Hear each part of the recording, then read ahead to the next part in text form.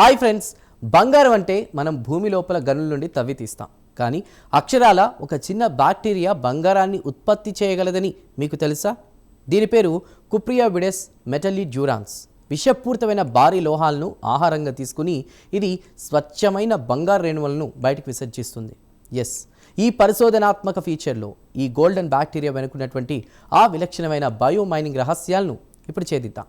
ఈ అద్భుతమైన ప్రక్రియను జర్మనీలోని మార్టిన్ లూథర్ యూనివర్సిటీ, ఆస్ట్రేలియాలోని యూనివర్సిటీ ఆఫ్ అడిలైడ్ పరిశోధకులు సంయుక్తంగా కనిపెట్టారు.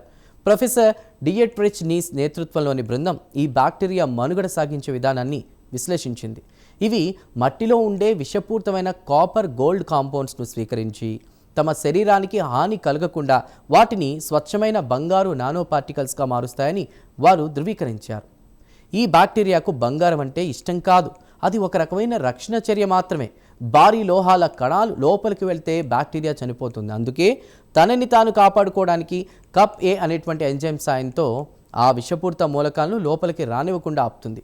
ఈ ప్రక్రియలో భాగంగానే ఆ విషపూరిత ద్రవాలు గడ్డకట్టి మెరిసే బంగారు రేణువులుగా మారుతాయి. తాజా మైక్రోబయాలజీ విశ్లేషణల ప్రకారం ఇది ప్రకృతిలోనే అత్యంత సంక్లిష్టమైన రసాయన చర్య.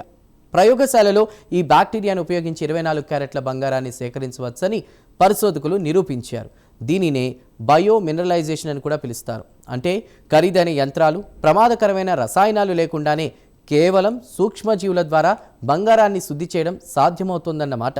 ఇది మైనింగ్ రంగంలో ఒక విప్లవాత్మక మార్పుకు దారితీనుంది.